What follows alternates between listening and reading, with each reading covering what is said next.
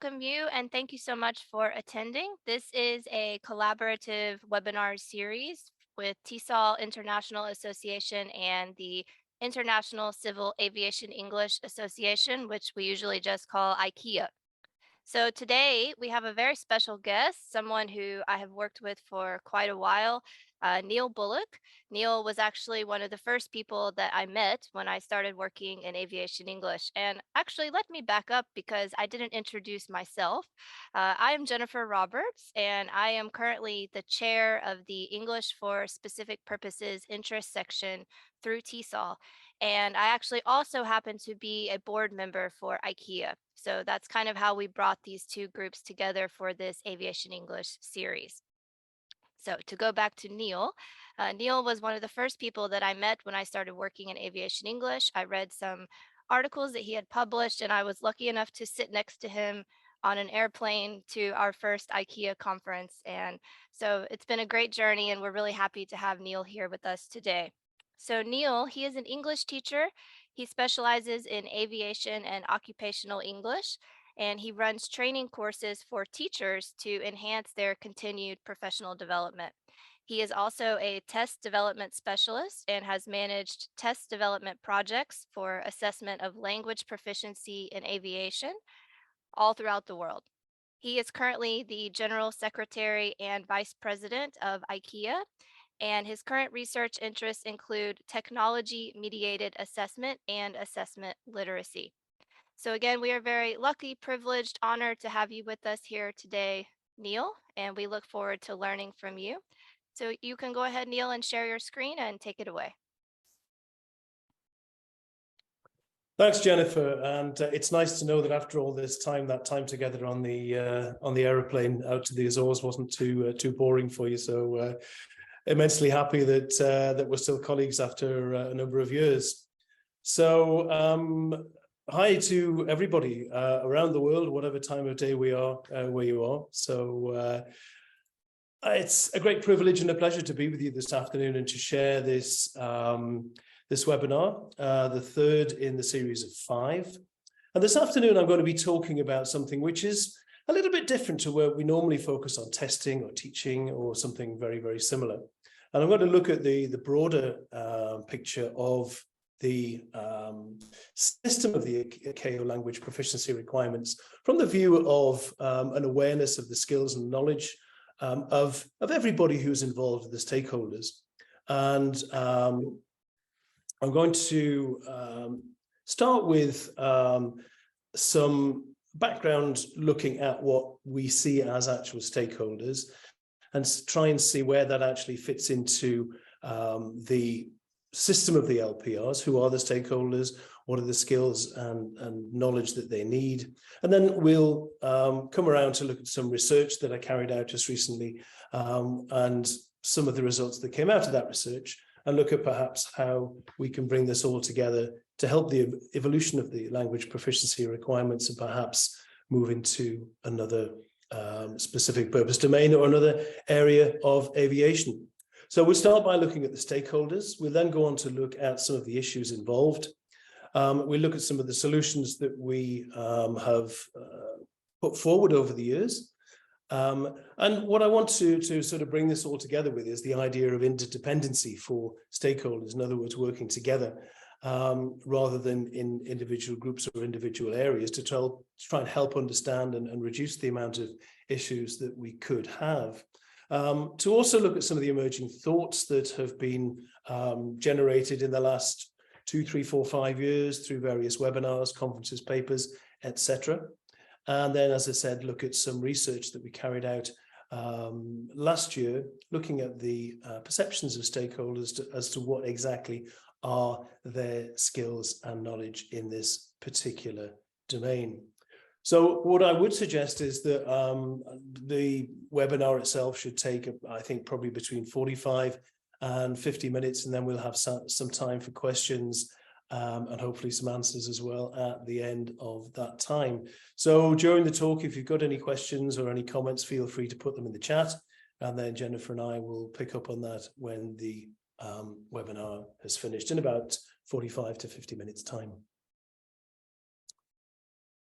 So let's start off with the stakeholders. When we talk about stakeholders, it's a word that we often hear in many domains of professional life and industry. What do we actually mean by that? Well, here's some ideas from various people talking about a particular context, the community members of that context with the activities that take part, and the actual partners within that process. If we move more specifically into the language teaching and language testing area, we think of perhaps the role that the various people play within society. So their central functions, maybe in education, politics is with us wherever we are, and also the wider views of society. And of course, that moves into different elements of society in terms of education, employment, health and safety, and also, as we've seen in recent years, this idea of language skills and testing for immigration purposes.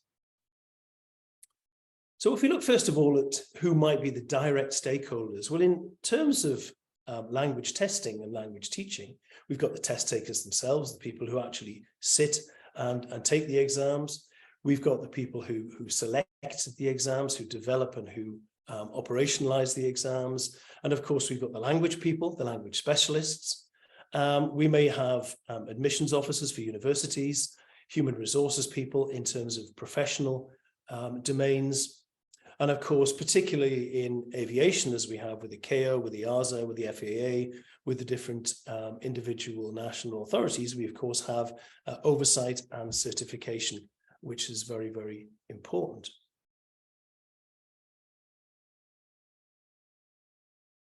So they're the people who are directly involved, but of course, it's not always the people who are directly involved who might have some particular interest.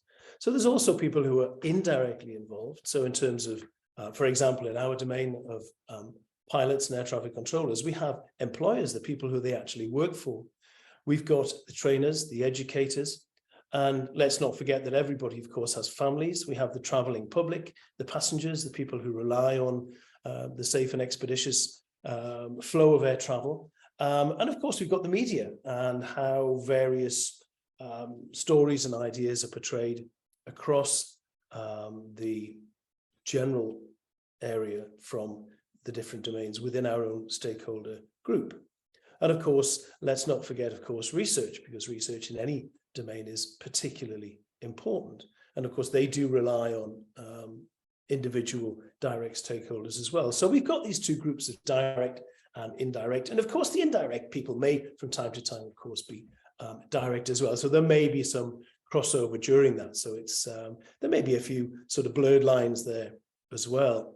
But there's an interesting comment here from the very late Spolsky, sadly, who passed away just recently, who observed that we, let's say the indirect, well, the people who are not directly involved in testing have a very simplified view of what testing actually is, and the fact that you know, when we see tests, we think, well, they're just measuring something. It's fairly easy to do. You sit down, write a few papers, write a few exercises, and the test is made. And I think a lot of people outside of testing think that that's what we do. And a lot of people in testing think, well, it's completely the opposite. And I think what I'd like to try and get us to think about today is bringing that a lot closer together, so we have less of these diametrically opposed opinions and have a much more open appreciation of what each other has as a stakeholder within the domain that we're working in. So if we think about some of the considerations, very often we talk about the need to speak in layperson's language, and this is mentioned a few times in ICAO Doc 9835, the Language Proficiency Requirements main manual. And there was an interesting, let's say, group of comments from a discussion I had with Barry O'Sullivan, head of research for the British Council, some years ago when I interviewed him for the IATEFL TSIG journal. And we were talking about stakeholders, and we were talking about things like assessment literacy and skills and knowledge. And Barry said that very often the stakeholders often get overlooked when we're actually portraying what we have in testing. So here you have the opposite view to what Spolsky mentioned before. And he also mentioned about this need to think of how and who, how the test was developed and who the test was developed for, and the fact that that's very often defined by various groups of stakeholders. So it's really important to talk to these stakeholders before you actually get into designing the test. So it kind of goes back to the basics of test design in terms of the who are we testing, why are we testing, and what are we testing, and how are we going to test them. So it's really important at that stage to think about who is actually involved in the whole process. And Barry also went on to say that one of the biggest challenges is communication, and that we need to be much more aware of who our stakeholders are and how we perceive what their ideas and thoughts and knowledge and skills are as we move through the various processes of language assessment. So in terms of the actual LPRs in aviation, what are we actually thinking about in terms of our stakeholders? Well, ICAO.9835 does talk about the implementation and helping the contracting states to implement these, because as we know, it's the states themselves who are responsible for actually implementing the LPRs in the individual countries. And then, of course, we've got the large organizations like Eurocontrol here in Europe, the ANSP for many of the European states. And then, of course, we've got the individual ANSPs of different countries, as well as airlines. And then they go on to talk about equipment constructors, aircraft manufacturers, language trainers and language testers, and professional associations, as in TESOL and ICAO. So this is kind of the official version, if you like, of stakeholders through the LPRs. And it does go on to mention about some skills and some knowledge which are required by certain people within the LPR, certain stakeholders, but it certainly doesn't cover everybody.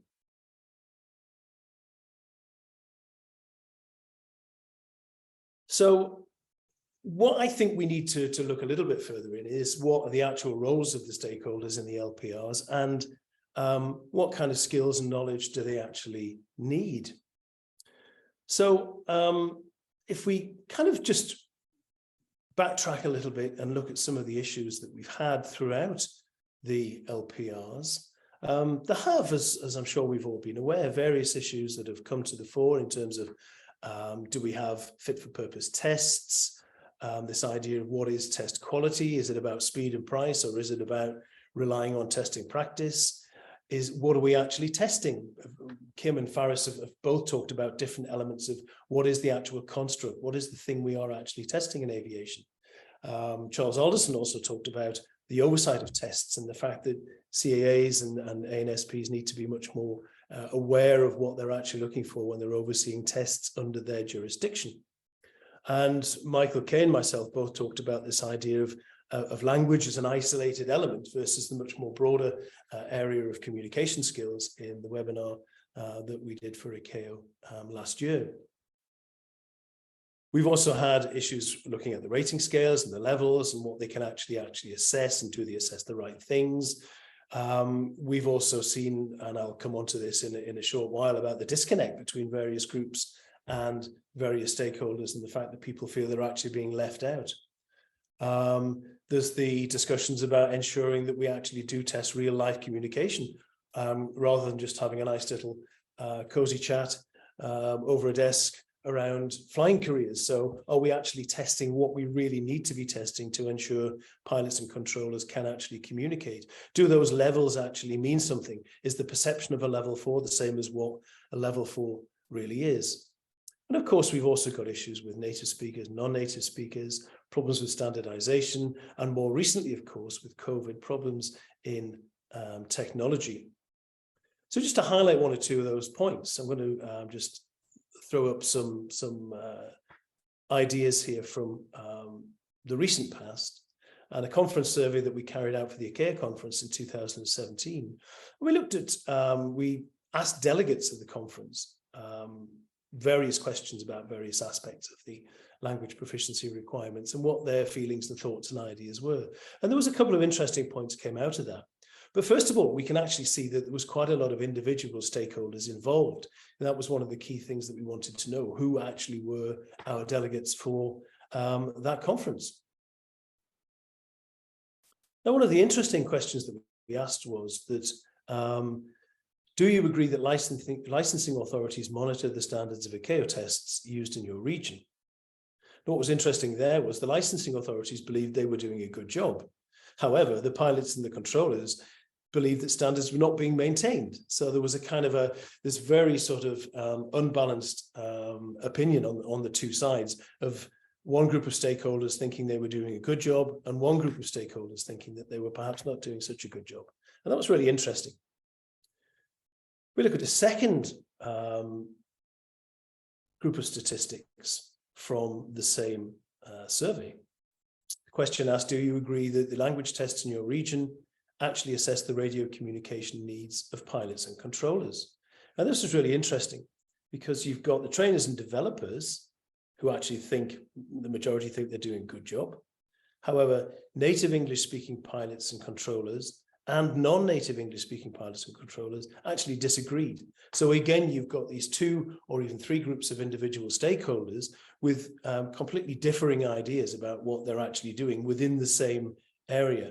And I thought that was really, really interesting, how perceptions change and how we do strive for standardization, but perhaps in some shape or form that it's not actually working as much as we want it to.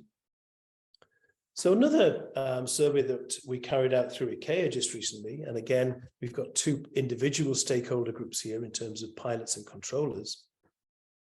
And we were asking them what are their perceptions of communication around the world. Did they think that the LPRs had a positive effect on communication? Had language improved as a result of what we've been trying to do for the past sort of 15, 16, 17 years? And it was interesting that they still came out with language and communication skills. So again, not just language in isolation, but the actual communicative process there. In terms of pronunciation and accent as well, but also critically listening skills. What we actually have to do to listen to somebody when they're talking. So it's not just about producing the language, it's actually about receiving and processing that language as well. The need to pay extra attention and be alert. And again, this is kind of related to the actual skills of communication. And perhaps critically, the need to spend extra time on the radio. And many consider this still a safety issue. So again, you've got key stakeholders in terms of the test takers, the pilots, and the controllers, considering what is still, as far as they're concerned, what is perceived still to be the problem areas. So it's clear, despite some of the projects that we've worked on over the years, that there is still work to be done. And that's, in some respects, is good, because it means that we don't want to rest on our laurels. We want to make sure that the system evolves and also prepares us to maintain good and safe and effective communication. So, of course, we have had solutions over the years.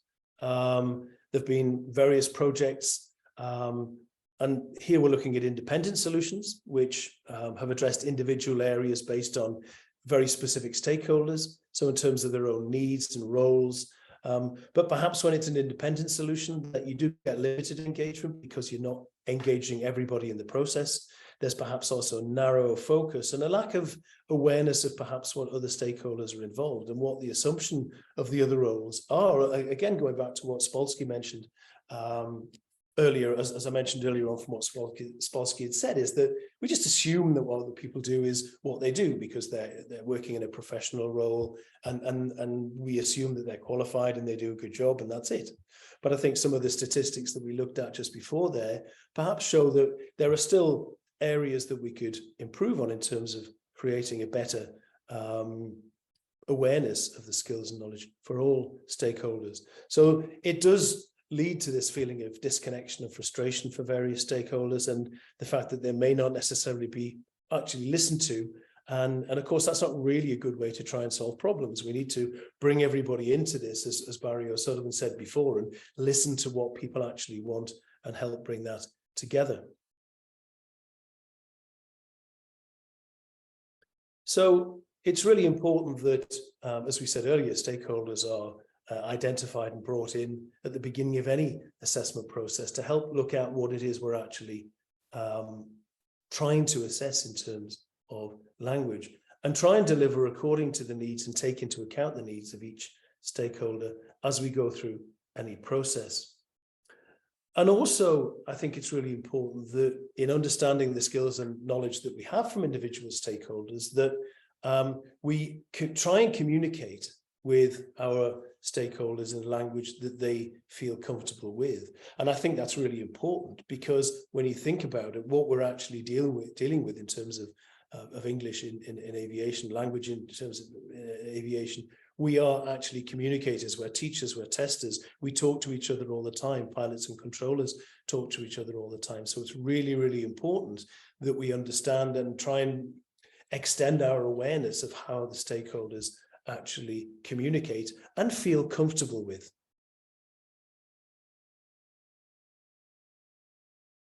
So if you move from independent to interdependent solutions, and solutions which engage more than one single group of stakeholders, we can look at some of the projects that ICAO, and various other groups have been involved with over the years. Going right back to the early days, we set up the Rater Speech Sample Training Aid, where we provided various elements of language to help people train and prepare assessors and raters for the work that they would be doing. More recently, we've had the test design guidelines that ICAO have been working on, and that's going through the process of publication into an ICAO document as we speak. For the last 17 years, we've had the Language Proficiency Requirements Implementation Task Force based through the ICAO Paris European North Atlantic Office, and more recently in collaboration with EASA. And the group meets regularly twice a year. Various CAAs, various ATC organizations, various professional organizations such as ourselves, IOPA, IATA, IFALPA, etc., etc. So there you've got a really good cohesive group of individual stakeholders. We share opinions. We meet for 2 days, twice a year, and it's run under the ICAO organizational framework. So it tries to move the system forward by taking into account the various diverse opinions and needs of the stakeholders involved in that. And then again, as we mentioned earlier, we've got the individual organizations such as ourselves, ICAO and TESOL, and also IJA in Brazil. More recently, through COVID, one of our colleagues in France, Valerie Wilson, set up the Aviation English Hub, which was initially set up to offer communication and speaking and communication practice with controllers in France, with controllers in other parts of the world. And that's grown quite nicely into perhaps a more open solution forum now for individual stakeholders around the world.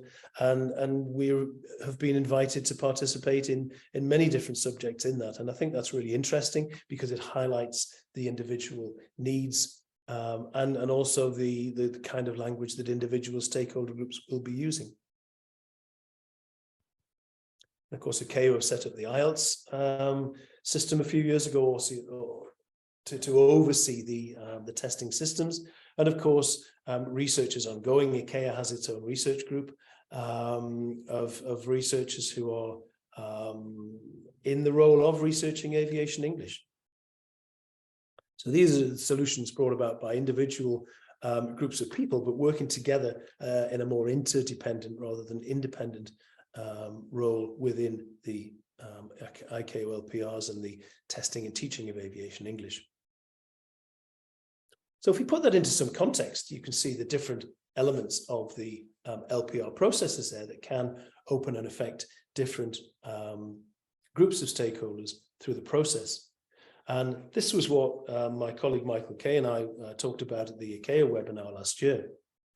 And what we did was we wanted to highlight the interdependency of various stakeholders by highlighting certain areas and how they affected the different groups of stakeholders.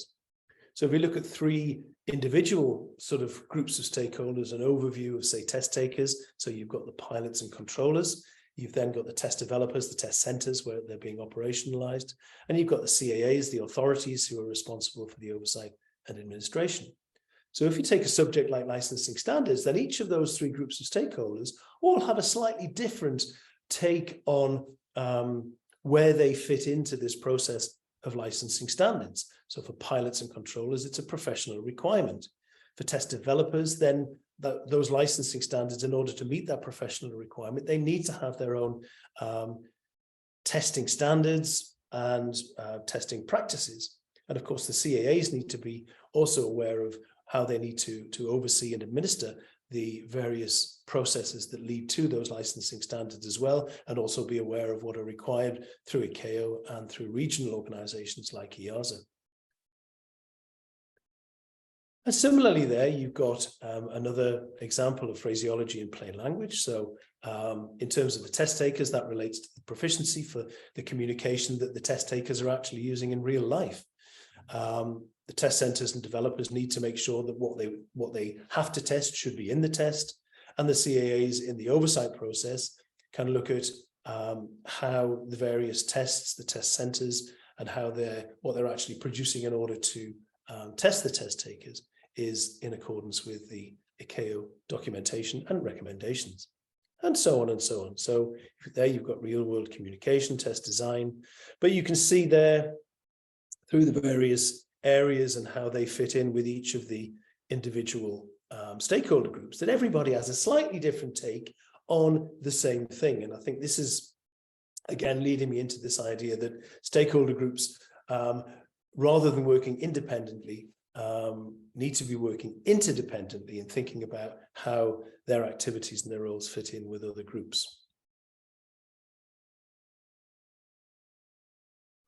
So in the last few years, some of the emerging thoughts that have come out of research and the evolution of the LPRs are, for example, the need to focus on radio telephone or radio telephony communications, to look at communicative competence over and above simple language proficiency. We know that we have to test language proficiency, but an awareness of communicative competence is also really, really important in terms of the various factors which affect that throughout an aeronautical communication.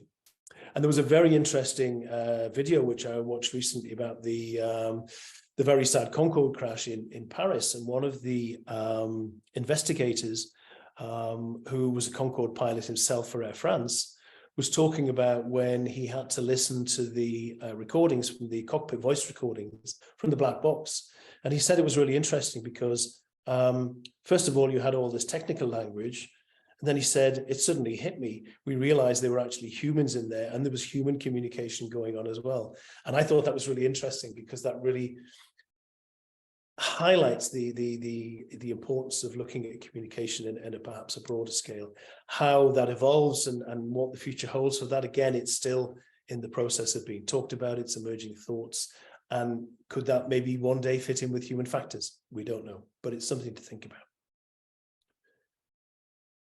So again, ideas of ensuring that the language and the operational experts work together, ensuring that the trainers themselves are trained in terms of what a specific purpose domain should be teaching, and obviously for aviation for us, but it can refer to any professional domain. Making sure that we actually do test what we should be testing for the real world, a real world construct, and making sure when we set out to design tests, does this test actually test what we want it to? Can the pilots and controllers at the end of a test be assessed for the communication they're likely to use in the real world? Now, the question when we look at all these emerging thoughts and the various points that I've raised in the last few slides is, where does this fit into interdependency? Because it's good to say that things should be run in an interdependent way, but I think we need to look a little bit more at how we can actually do this rather than just talking about it.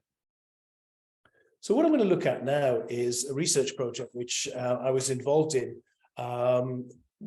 which started beginning of 2021. And it was the outcome of the webinar, which my colleague Michael Kay and I from ICAO presented for ICAO in the autumn. And it was really a follow-up for that. And it occurred to me that this idea of interdependency was also linked to something which we call language assessment literacy. And you can see there that the idea of what we know as language assessment literacy is really the skills and knowledge and experience. What does each group of stakeholders need in order to carry out their role in a particular system, in a particular project, and look at it from a wider scope, but also how all these skills and knowledge can sort of feed in, and how we can become much more aware of what this is. So what I set out to do was to research various groups of stakeholders and to compile a list of skills and knowledge and try and get the stakeholders to rate this in terms of what their perception was as to how important each of these skills and knowledge was in their particular roles. Now, I have to say this was a very very basic, very initial research project, but I think what it's perhaps shown at the end, and we'll come to that in the conclusions, is the fact that throughout this research project and the conclusions that we can bring from it, perhaps that could be a springboard for further research and to show how we can improve the system of the LPRs and address various issues within the LPRs through harmonization, standardization, and by this understanding of the individual roles of the stakeholders. So one of the first things that I had to do was to decide what stakeholder categories were. And this came through various research, through the ICAO documentation, and also through the ICAO membership list, because what we have are the individual roles of the people who are ICAO members. And we've got over 100 members on the membership list. I think at the last count, we were in the region of about 140. And we've also got a mail out list, which is in the region of about 1,000. So we've got a lot of information there. And so it was good to actually see just the particular roles that people had in order to try and isolate these categories and see how we could go from there. One of the important things that was evident quite quickly was that quite a lot of stakeholders actually didn't just have one primary role. Of course, they had secondary roles as well. So a pilot might also be a language assessor or a language rater. Controller could also be a language teacher, and so on and so on and so on. I think probably very few of us will have one single individual role. So that was really good, because it also means that we were able to look at a wider view and a wider perception of perhaps how does a pilot see as an assessor? How does a controller see himself or herself as an assessor? So it was really interesting. And these have opened the doors for potential research projects coming up in the future. So that was the first part, was to identify the stakeholder categories and the roles for those various people.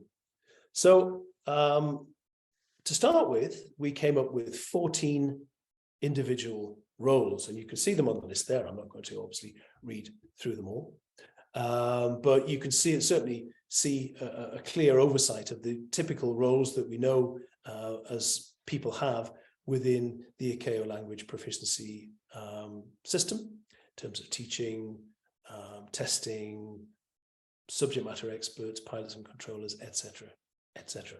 So they were the 14 that we came up with. And what I also did was put those into effectively what is the LPR processing. And this runs through the beginning of the process right through to the end of the process, and so on and so on. And we start, of course, with the policymakers in ICAO, and then move on to the oversight through the CAAs and the various air traffic organizations, and then into the tester side, so the specialists and the language people and the administration of the test development. And then, of course, we've got the teaching, the test familiarization, so that brings in other groups of stakeholders through schools, teachers, trainers, and training organizations. And from that, we then move, of course, into the test operation itself, what actually happens when the people are actually there being tested, the administration of the test, the proctors, the raters, etc. And then, of course, perhaps one of the most crucial groups in the whole system, the test takers, pilots, and controllers. Now, as we said before, we have these direct and indirect groups of stakeholders. So I've put here what we call the impact groups. So these effectively are the indirect stakeholders. So you've got the socio-professional level, the employers, the family, the professional organizer, related to the test takers in terms of remedial training, further teaching, further training. And of course, we've got the research group, the researchers, the academics who are there as an external group all the time with an oversight on various elements of the LPRs. And of course, we can see that the system works. Pilots and controllers pass their test. That goes back to the oversight. Their license gets endorsed, and then they're retested in 3, 4, 5, 6 years, whatever the actual testing period is for their particular level. And of course, the impact group comes in, of course, if people do not pass the test and do not have the skills and qualifications. Because as we know, if a pilot or a controller suddenly gets a level 3 instead of a level 4, then of course that has an effect immediately in terms of his employer, probably also his family. He may rely on a professional organization for help and assistance. And of course, from the passengers and media point of view, it's good to know that we do have that cutoff point in terms of the communicative skills that pilots and controllers have. So you can see how the process actually works there in terms of the various groups within the stakeholder system. So what we then had to do was decide what the skills and knowledge were that we were actually going to talk about for the various groups of stakeholders. And again, from different elements of research, we put together a list of the skills and knowledge. And again, there's quite a lot of information here, so I'll very quickly go through these. So we effectively ended up with 30 groups of skills and knowledge. So they were broken down into 5 areas. So we've got language pedagogy. We then got concepts for testing, test development and design, specifically for aviation, aspects of the actual test operation, and then the socio-professional factors that could be affecting the required skills and knowledge for test takers. So 14 groups of test takers, 30 individual factors or elements that we wanted to ask. So what we did was we asked them to rate the individual skill or knowledge on a scale of 1 to 5, similar to a Likert scale. And then we came up with a coefficient or a percentage out of 100 to give the level of importance to what individual stakeholders had. So as an example here, let's say we had 44 people who voted. They talked about the history and theory of language testing. And they gave a score of 1 to 5. Okay, for me, it's not important. I'll give it 1. For me, it's very important. I'll give it 5, etc. And from those 44 people, we added the total score of 136, which gives an average of 3.1 and an overall percentage of 0.62 or 62%. So you can see there's a moderate level of importance overall for the particular stakeholder group there of testers in terms of the history and theory of language testing. And we did this for all of the various areas. Now, I'm not going to bore you with too many statistics this afternoon. So what I'm going to try and do now is just give you a brief overview of some of the key statistics that came out and the key information that came out from the actual oversight. So we used the Qualtrics program for similar to SurveyMonkey. It was sent out through social media and direct email. We had 179 people in total who replied, who actually entered a role. There was almost 200, but for some reason, the other 20 odd to 30 people didn't enter their role for some reason. So we only kept those people who actually entered a role, a primary or a secondary role. 45 included a primary role only, and 134, which is really interesting, added a primary and a secondary role. And what was also really interesting, even though we had 13 plus other for the categories of stakeholders, 78% of the people who responded actually only fell into 5 categories.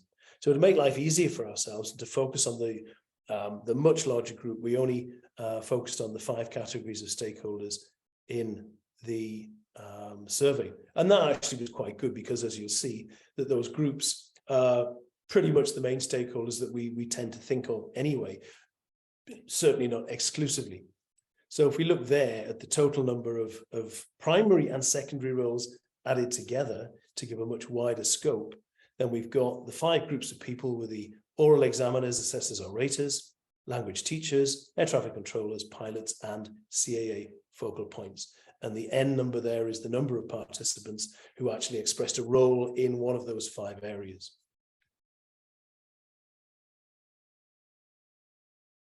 So from regions around the world, the largest percentage came from the ICAO European North Atlantic region, followed by Asia Pacific, South America, and 26% of the respondents, I'm tempted to say only 26% of the respondents had English as an L1.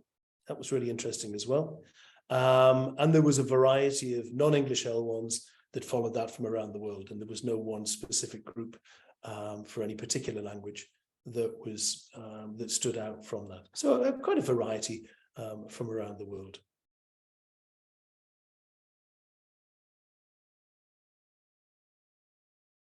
So when we look at the experience of the people, 81% said that they were relatively highly experienced in their primary roles. 72% said they were moderate to very experienced in their secondary roles. 70% had already conducted or administered LPR tests. 96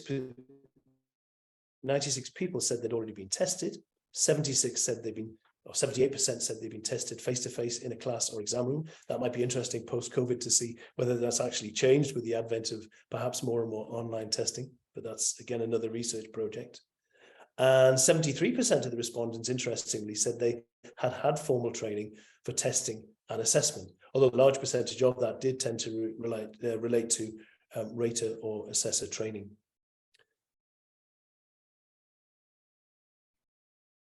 So that was the experience of our stakeholders.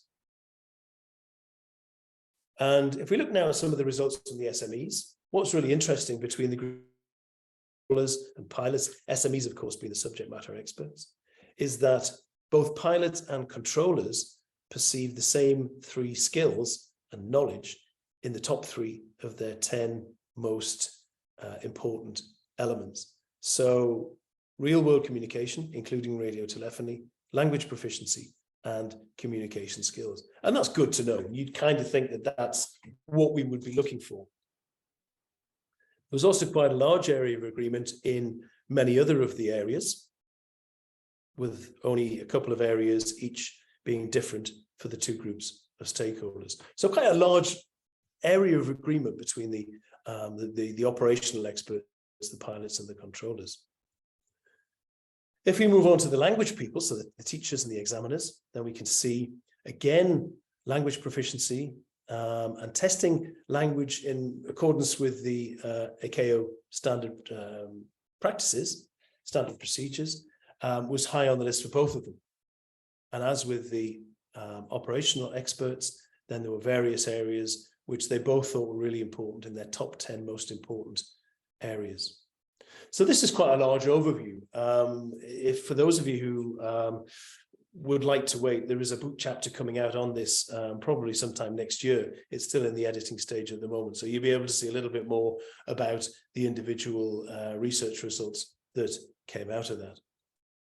And again, each group of the teachers and examiners had 2 individual skills that weren't in the other ones. So you can also see there's a very high level of percentage, and this is one of the problems that we have with these types of research projects, where everybody tends to think that everything is important.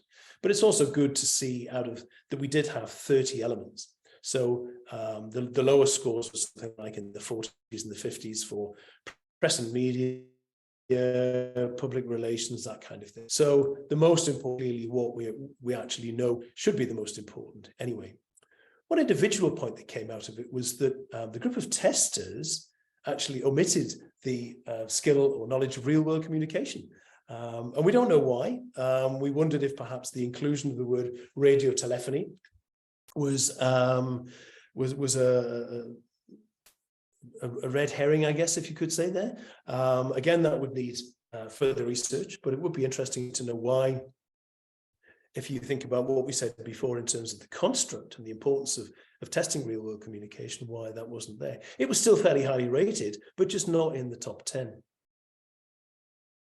And of course, we know from the ICAO documentation that testing should take place in that real-world domain. And research has also corresponded to that it should correspond to non-test situations and real-life situations as much as possible. So that would be really interesting to research on that. So what other observations came out of this? So the same 5 skills and knowledge areas were included in the 10 highest ranked of each group. 3 of the skills areas, language proficiency, communications, and the ICAO LPRs and the standard recommended practices can be seen. And that's extremely reassuring, because that's in essence what we really wanted to see. But we wanted, of course, to see what the differences were between the stakeholder groups, and clearly there were. And this does lead one to think that more research is certainly necessary in this area. So if you put all the 5 groups together, these were the 5 skills that they all included in their top 10: language proficiency, communication skills, testing language using the ICAO LPRs, the quality and usefulness of tests, and that's also reassuring, and also knowing what is to be tested, the construct.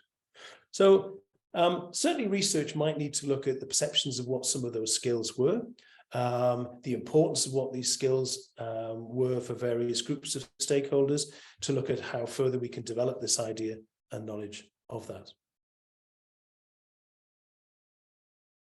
So those 5 were reassuring in certainly seeing that there is a great awareness amongst stakeholders of what they need to know. But again, the perception of each stakeholder could be different. So I think this is where we need to do further research to look at what we can find out from that. So I think we need to look at identifying and recognizing skills and knowledge more closely. And what would be really good to see would be developing all of these into a framework. And of course, that could be used for training, for guidance material, etc. And also just increasing generally our knowledge and skills to tackle the challenges of the LPRs. And of course, as we mentioned before, one of the more recent challenges of that is online testing and technology mediated assessment, and how we deal with that. But it certainly provides a basis for research, as I said before, in terms of training and guidance, and working towards an interdependent, efficient and effective evolution, and providing common judgments towards a harmonization of the system for all groups of stakeholders, and not getting away from the fact that we need to be testing people on the real world communicative needs, whoever our test takers are, whichever domain we work in, and that we do arrive, as always, at safety via understanding, cooperation and interdependency.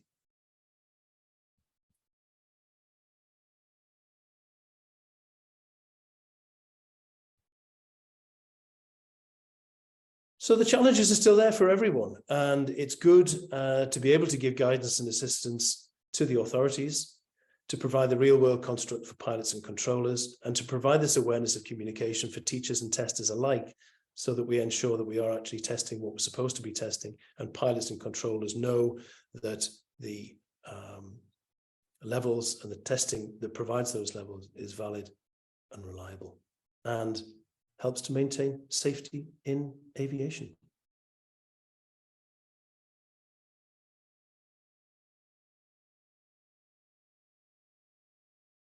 And finally, through understanding and the use of and care with technology, and making sure that training to reflect a lot of these points, and through further research, helps the system.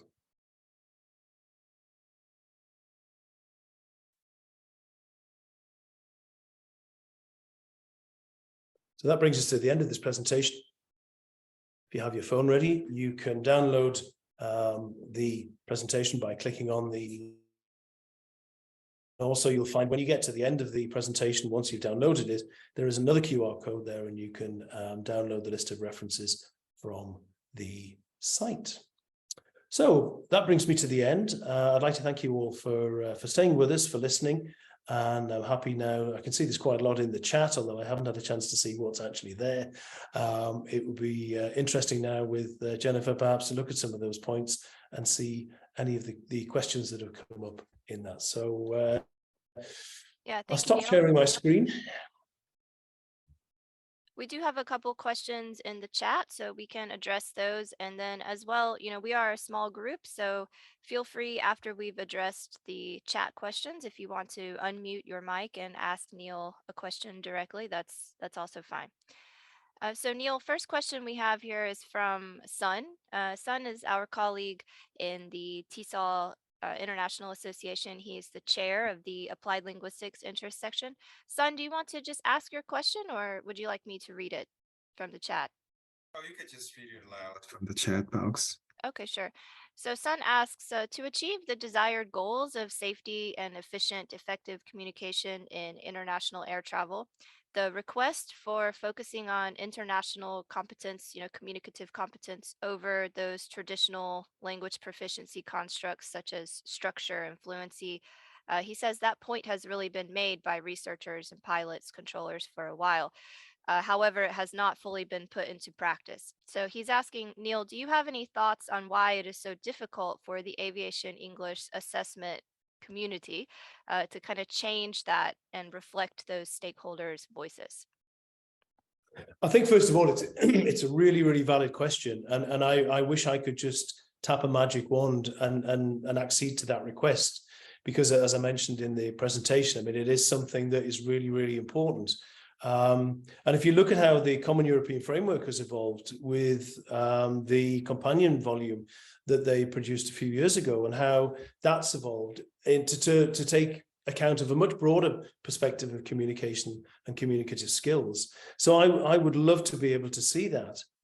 One of the issues, and that we find this with various issues within the system of the LPRs, is that we're working with an established system. And it's very difficult, almost impossible, to change that system overnight. And I'm sure that's the same in many professional domains.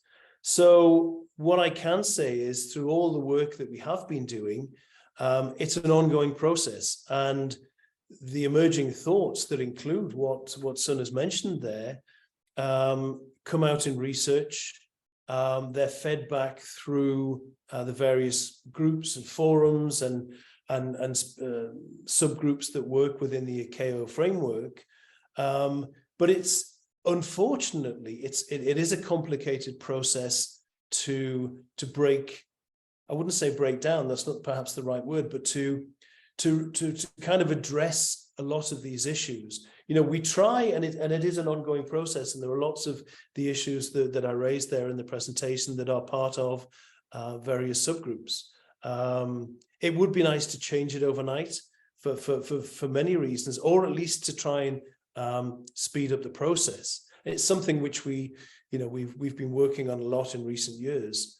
But yeah, it's a difficult nut to crack, I have to say, and I'm sorry to have to say that.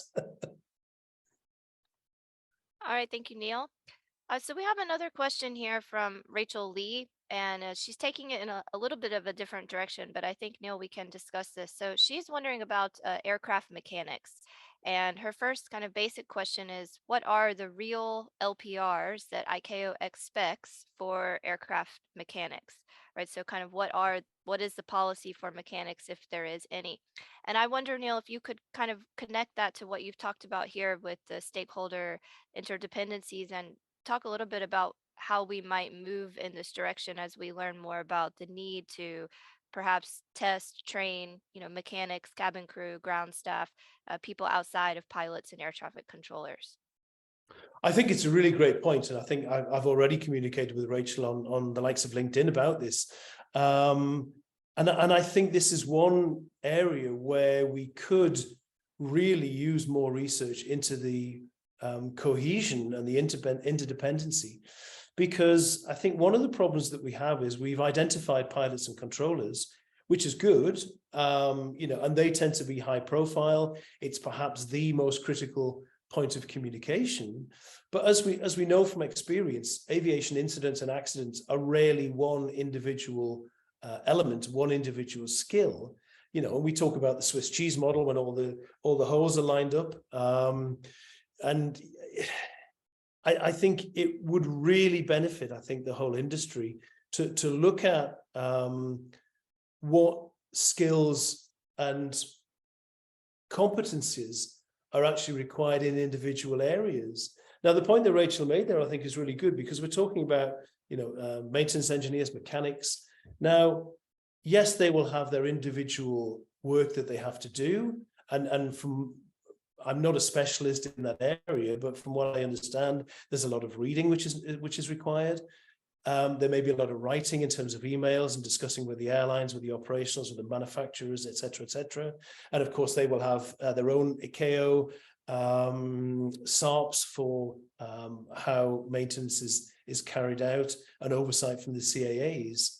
And I think this is the kind of area where we could bring other stakeholders in to look at that. So we're not necessarily actually asking these questions. So you as a controller will have a much wider appreciation of what a maintenance engineer does. You as a cabin crew might have that, because if there's a, you know, everything's interconnected. If there's a maintenance problem with an aircraft, then the flight might be delayed, which will affect the passengers, the cabin crew, the cockpit crew, the company, the operations, the ground staff, having to move the aircraft to a remote stand, et cetera, et cetera, et cetera, et cetera. You know, offloading baggage, offloading cargo. The list is endless. So again, you know, we do tend to focus on this one communication between pilots and controllers. But I think, you know, in answer to Rachel's question, I think if we looked at this from a much broader overview, yes, we need to focus on a particular construct for a particular group of testers. But I think what you'd need to do is think, okay, this is maintenance engineer territory, and look at, you know, do studies into what their actual communication and communicative skills required are, whether it's language, whether it's cultural awareness, whether it's technical knowledge. There are all various things there. So I think that in terms of, I was thinking about this actually this morning in terms of one of the discussions that we had yesterday, Jennifer, in terms of events and things, and this wider appreciation of teaching, training, and testing. And I think this is one area where this idea of interdependency and awareness for different stakeholder groups and talking to different stakeholder groups in their languages, as I mentioned before from what Barry O'Sullivan said, I think would be a really, really positive move forward. And I would welcome research in that field. Definitely. I agree, Neil. Any other questions from the participants here? Anyone that would like to unmute your mic and ask a question?